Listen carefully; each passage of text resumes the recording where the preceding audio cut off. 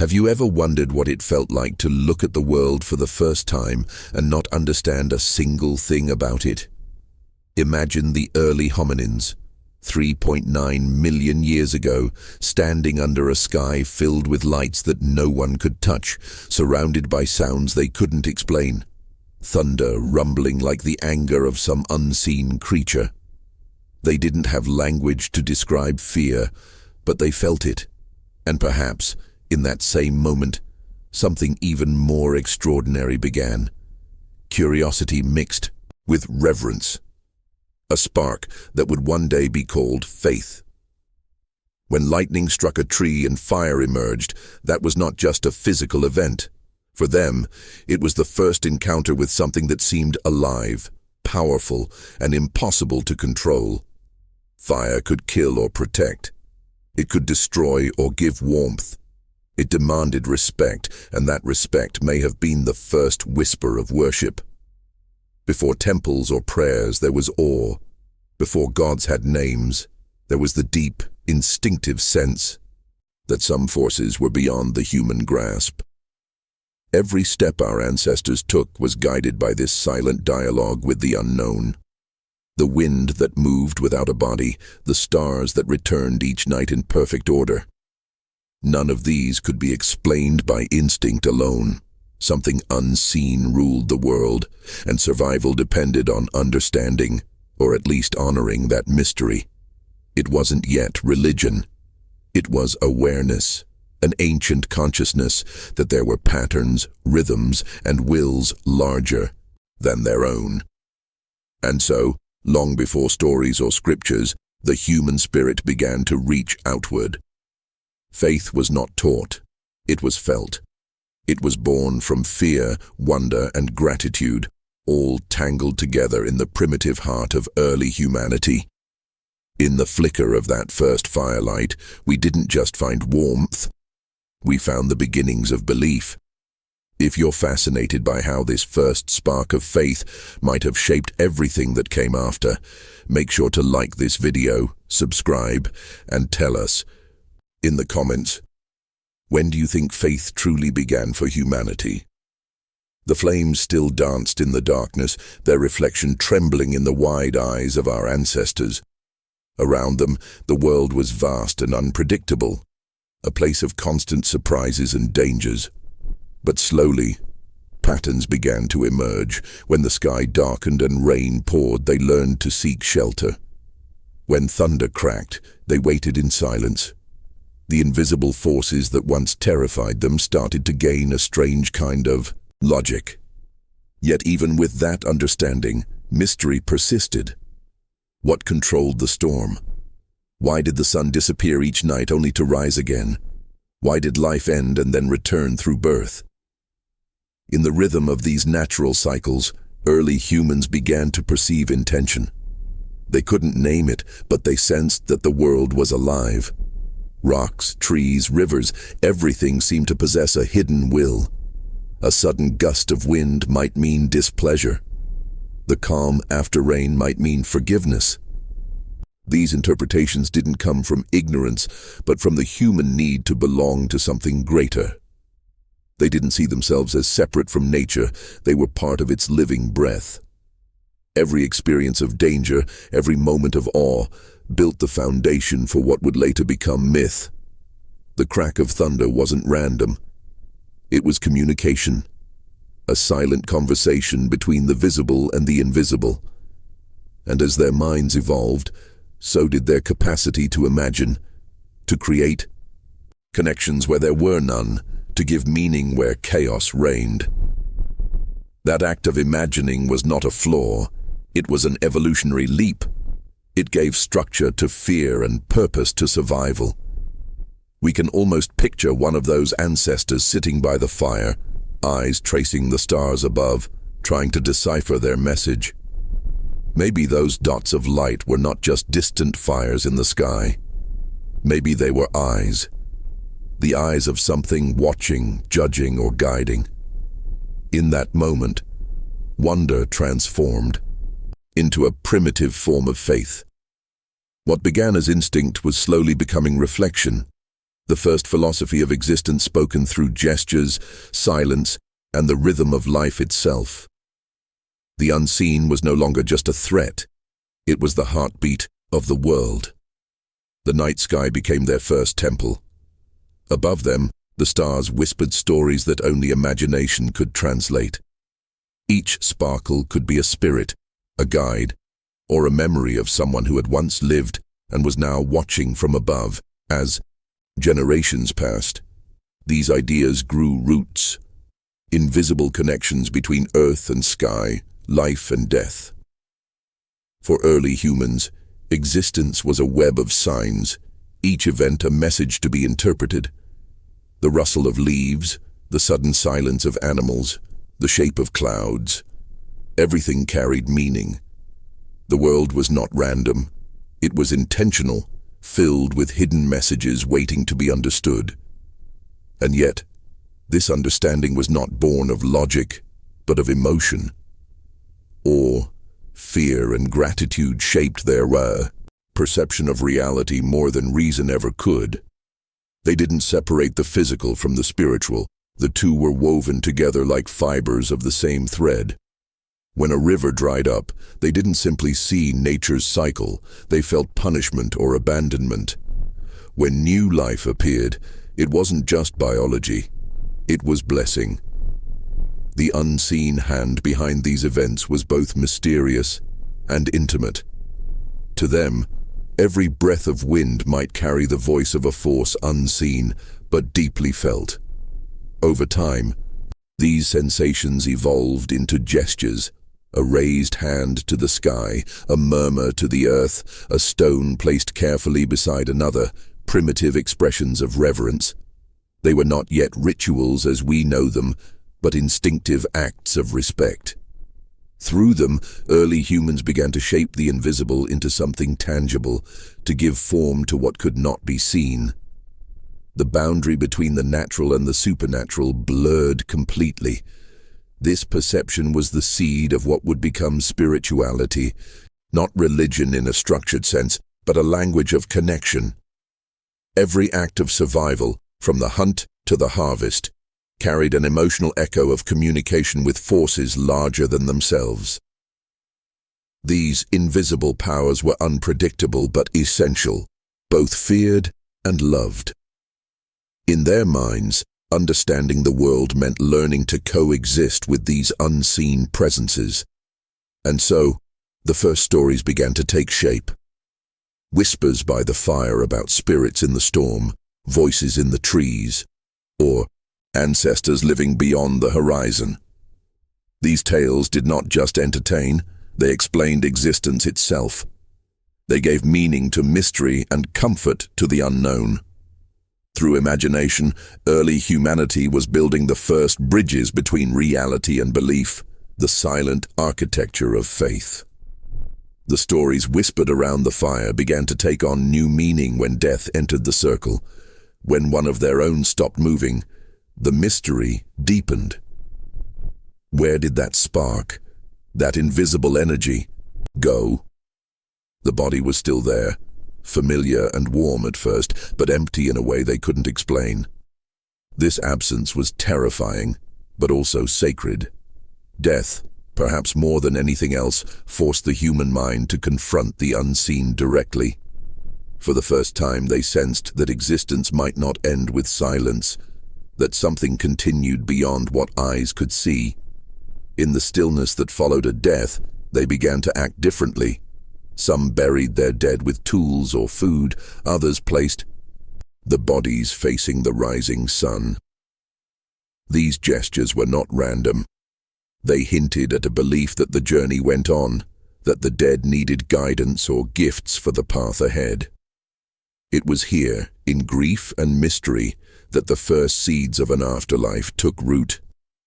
What had once been fear of nature became a deeper contemplation of what it means to be alive, and what it means to vanish.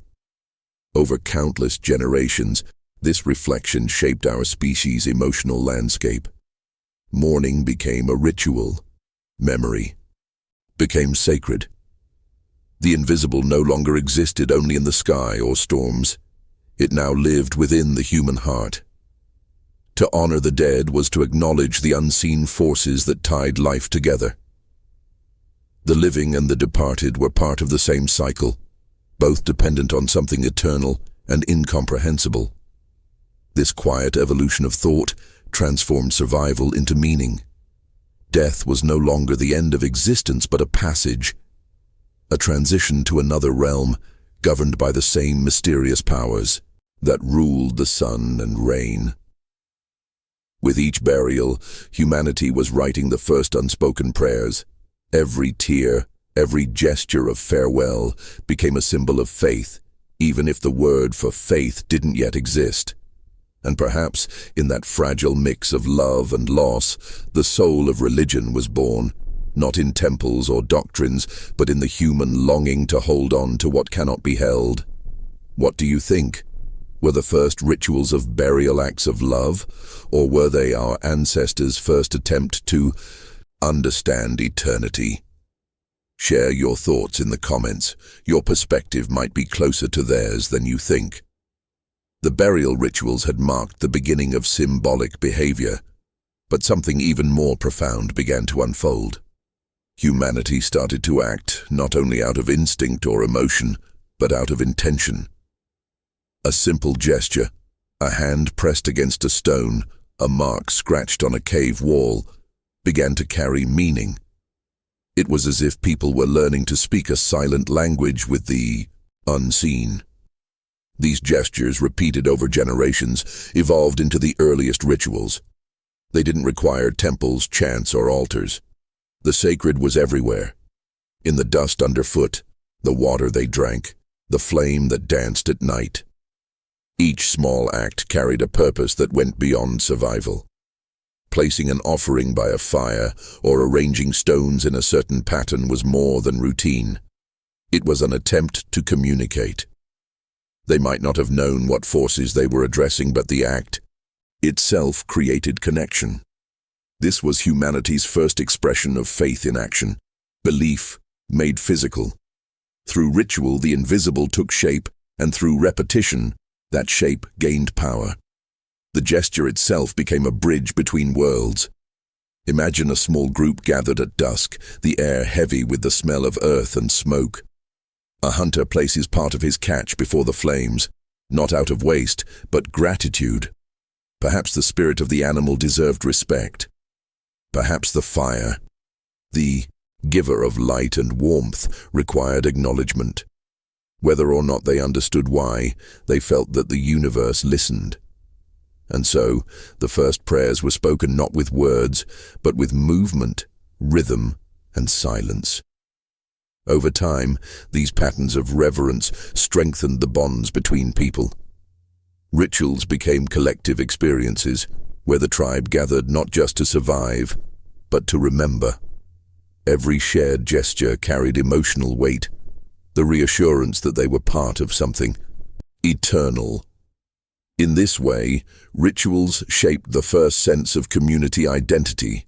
Faith was no longer just an individual feeling. It became a social force, uniting people through shared mystery. Through ritual, humanity learned something extraordinary, that belief itself could transform reality.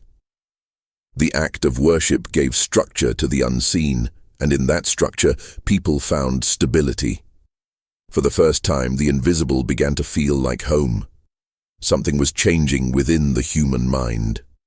What began as instinctive respect for nature and ritual repetition was slowly transforming into something more abstract. Belief. Fear no longer ruled alone. It began to intertwine with hope. Around the fires, early humans started to look at the world not just as a place of danger, but as a place of meaning. The invisible was not only to be feared, but perhaps also to be trusted. The storm that destroyed could also nourish.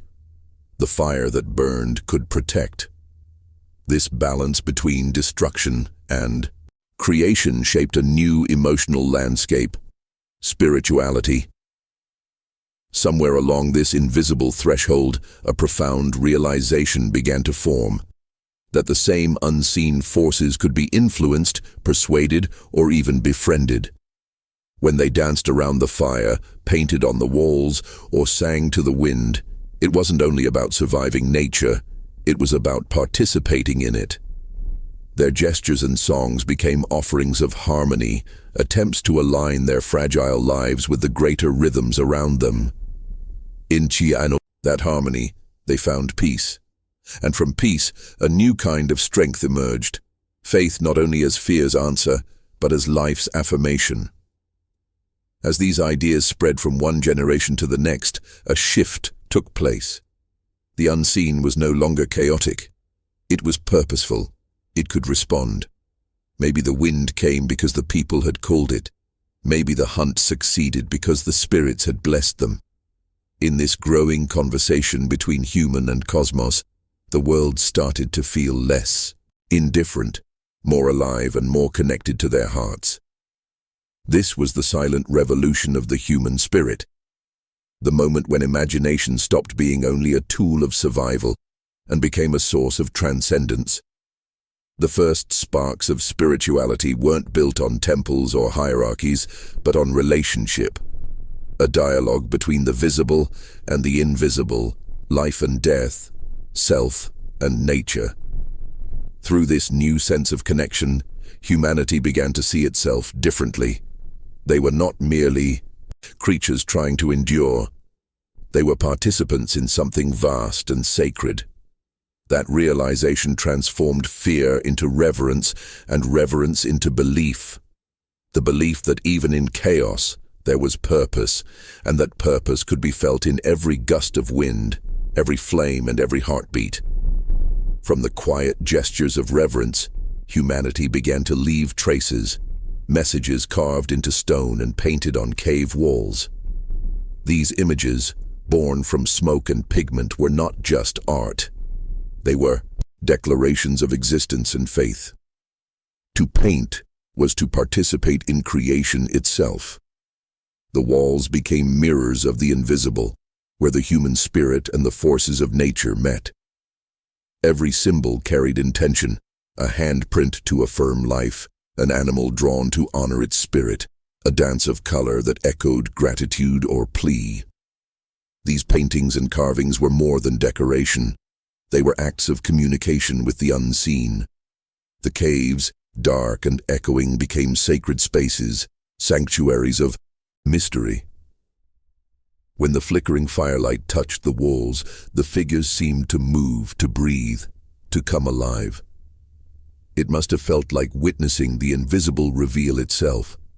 For those early artists, creation was a sacred act.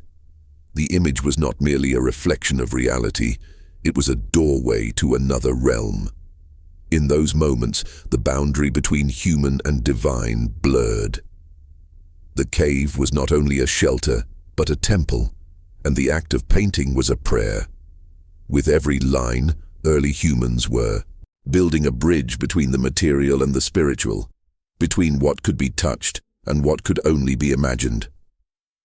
The first gods were not yet named, but their presence was felt in every brushstroke, every echo, every heartbeat reverberating through stone.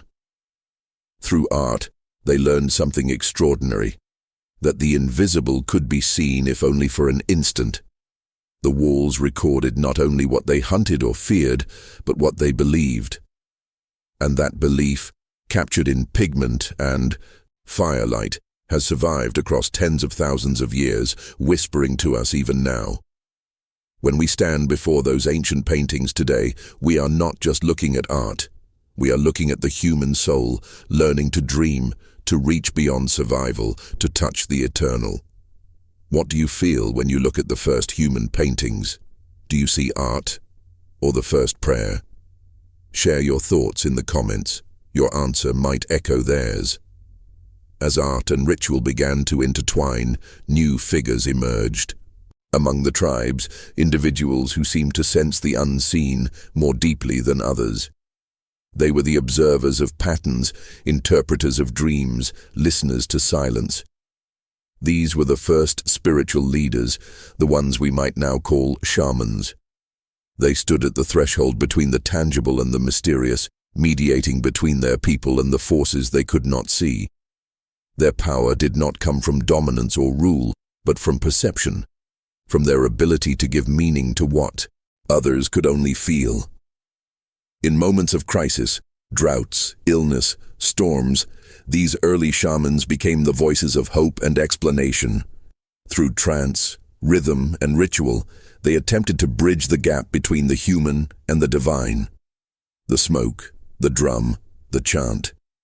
Each element was part of an ancient technology of connection. Whether through herbs, movement, or silence, they entered altered states of consciousness, reaching into what felt like another dimension. In those moments they returned with insight, stories or visions that offered comfort and guidance. This role was essential not just for survival, but for emotional balance. The shaman gave structure to chaos, turning the unpredictable world into a story that could be understood. Every storm had a cause, every illness a spirit, every dream a message. This framework allowed the tribe to face fear without despair, to see purpose even in suffering. In return, the shaman became both healer and storyteller, weaving myth and meaning into the fabric of daily life. Their influence reached beyond the individual. By gathering people around fire and story, they reinforced community bonds and shared belief. Rituals became collective experiences of transcendence, where everyone could feel part of something beyond themselves. Through the shaman's eyes, the tribe saw that existence was not random. It was interconnected, a living web linking all beings and forces together. And so, the role of the spiritual mediator became one of the most enduring patterns in human history. From these early visionaries would one day emerge priests, prophets, and philosophers, all seeking the same truth, that between life and the unknown lies a sacred dialogue, a conversation that defines what it means to be human. The influence of these early spiritual figures extended far beyond rituals and visions. Through them, belief evolved into something collective, a shared language that bound people together. The tribe's strength no longer came only from numbers or weapons, but from unity of purpose. Faith became the invisible thread that tied one person to another, transforming isolated individuals into communities. The unseen forces they once feared had now become guardians, protectors, and sources of identity. Around the fire, under the vast sky, they told stories that gave their world coherence. Each tale carried a moral, a warning, or a hope. Spirits rewarded the brave and punished the reckless. Ancestors guided the living and reminded them of their place in the cycle of life. These myths were not distractions, they were maps of meaning. Through them, humanity learned to navigate not just the physical landscape, but the emotional and spiritual one. The tribe was no longer just surviving, it was belonging. With shared belief came shared responsibility. Each person's actions affected the whole. To disrespect the spirits was to endanger the tribe. To honor them was to invite prosperity. In this sense, faith became social glue, a moral framework before written laws existed. The rituals of gratitude after a hunt, the songs sung for rain, the silence observed for the dead, all of these reinforced trust and cooperation. Through them, the idea of community transformed from necessity into sacred duty. But there was another layer. As faith united people, it also began to define who they were not. Different groups, separated by distance and experience, formed distinct interpretations of the same mysteries. What one tribe saw as a benevolent spirit, another might fear as a curse. In these contrasts, humanity discovered identity, the us and them that would shape civilizations to come. The invisible powers that once frightened them now gave them meaning, belonging and difference all at once. It was in this balance, between unity and division, faith and fear, that the spiritual evolution of humankind found its rhythm. The invisible was no longer just out there in the sky or the forest. It lived within them, in their shared stories, emotions and dreams. And in that shared belief, humanity discovered its first sense of destiny.